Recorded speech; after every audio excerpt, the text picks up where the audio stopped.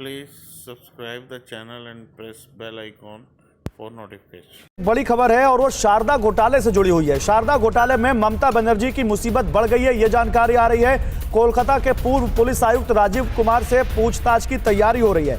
हिरासत में लेकर पूछताछ के लिए सीबीआई ने सुप्रीम कोर्ट का रुख किया है और सीबीआई ने राजीव कुमार पर सहयोग न करने का आरोप लगाया है। तो रविशंकर दत्ता के पास चलते हैं।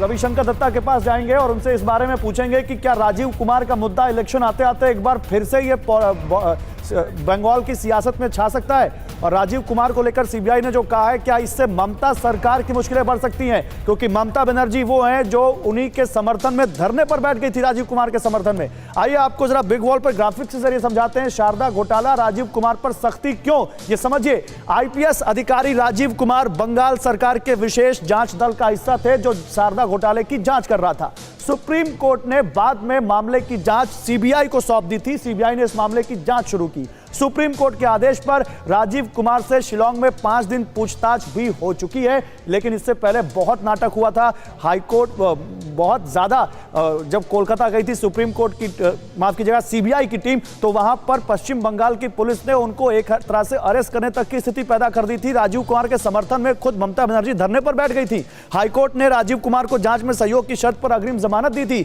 और अब सुप्रीम कोर्ट का कहना है कि राजीव कुमार जांच में सहयोग नहीं कर रहे हैं, इसलिए उनको हिरासत में लेकर पूछताछ करने की जरूरत है।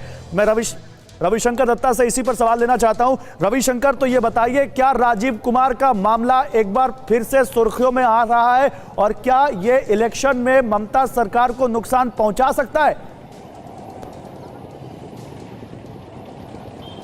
जी बिल्कुल, आपने जैसा कहा गौरव कि ये बिल्कुल हो सकता है, क्योंकि 2019 में हम लोग देखे थे कि ममता बनर्जी यूनाइटेड इंडिया जिस दिन हुआ था, ब्रिगेड में प्रोग्राम हुआ था, उसका बाद ही शाम को वो बैठ गए थे वहाँ पे, धरने पे बैठ गए थे, क्योंकि राजीव कुमार अरेस्ट होने वाला था, ऐसे सीबीआई की तरफ से कहा गया था और इसका प्रस्तुति भी यहाँ पे हुई थी।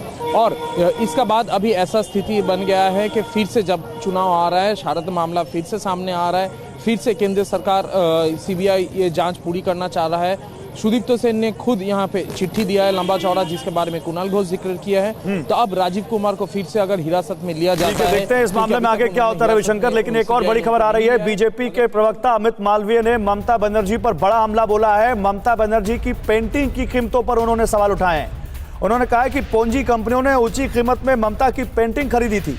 ममता की पेंटिंग के मामले में जांच नहीं हुई, ये कह रहे हैं अमित मालवीय। साफ है कि शारदा स्कैम में ममता की मिलीभगत है, ये आरोप लगाते हुए बीजेपी के नेता आईटी सेल के हेड अमित मालवीय, उनका कहना है कि ममता बनर्जी की पेंटिंग पूंजी कंपनियों ने ऊंचे दामों पर खरीदी, लेकिन उसकी जांच नहीं हुई। इस बीच एक और बड़ी खबर है, Mamata please subscribe the channel and press bell icon for notification. Banerjee पर शुभेंदु अधिकारी ने भी सीधा हमला बोला है। टीएमसी राजनीतिक पार्टी नहीं रही है, कंपनी हो गई है, ये कह रहे हैं शुभेंदु। आंटी और भतीजे की कंपनी हो गई है टीएमसी। शुभेंदु अधिकारी, जो कि कभी ममता बनर्जी के राइट हैंड माने जाते थे, आज वो इतने खफा हैं कि साफ साफ टीएमसी को एक कंपनी होने का आरोप लगाते हुए धोखेबाजी के आरोप पर शुभेंदु अधिकारी ने यह जवाब दिया है और उन्होंने कहा है कि मीर जाफर कौन है ये बंगाल की जनता बताएगी। आपको याद होगा, मीर जाफर करके एक पोस्टर लगा दिया गया था पूरे बंगाल में, जिसमें शुभेंदु अधिकारी का चेहरा दिखाया गया था और कहा गया था बंगाल का Mir Jafar. It's now converted a company, okay, under the leadership of Aunty and nephew. Midnapur people will react on the eve of the election. When election will be held, people will react regarding this allegation. तो कौन है मीर जाफर, ये बता देगा समय, ये कह रहे हैं खालिद अब्दुल्ला, यहाँ पर शुभेंदु अधिकारी। और ये आंटी और भतीजे का, जब भी बीजेपी आती है मंच पर, सीधे भाईपों की सरकार, पीछे भतीजा चला रहा है सरकार, ये आरोप लगाती रहती है। आपको लगता नहीं कि ये डेंट पहुंचा रहा है आप लोगों को, टीएमसी को, माफ कीजिएगा, आप लोगों ने टीएमसी को?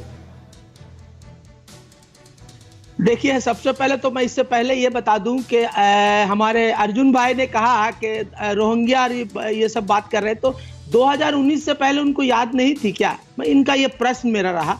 अब आपने कहा कि ये भाई भतीजे की पार्टी और ये एलिगेशन देंगे शुभेंदु की, मैं सुन रहा था आपके माध्यम से, तो फिर मैं उनसे कह रहा हूं कि इतना जल्दी कि आप 21 साल इस पार्टी में रहकर सेवा किया और ममता बनर्जी और तृणमूल कांग्रेस की बातें कही, वही तो कह रहे हैं 21 साल वो पार्टी में रहे, लेकिन उसके बावजूद उनको जो उनका हक था मिला नहीं, सब कुछ भतीजे को जा रहा है, तो कैसे अपनी बेइज्जती बर्दाश्त करें। वो तो बहुत सारे वो लोग कह रहे हैं कि बहुत सारे सीनियर लीडर्स में इसको लेकर गुस्सा है कि वहां उनको सम्मान नहीं मिल रहा जो उन्होंने टीएमसी को खड़ा करने के बाद उनको मिलना चाहिए। तो अभी उनके घर में रह रहे एक साथ, तो उनको वहां पे कैसे सम्मान मिलेगा? उनके फादर अभी भी एमपी हैं, उनके भाई अभी भी एमपी, उनके भाई की वाइफ वो अभी भी पंचायत के वहां पे प्रधान है, तो वो घर में कैसे रह सकते? वहां पे सम्मान कैसे मिलेगा? जो आप सवाल उठा रहे हैं ये बात वहां की जनता तय करेगी। Please subscribe the channel and press bell icon for notification.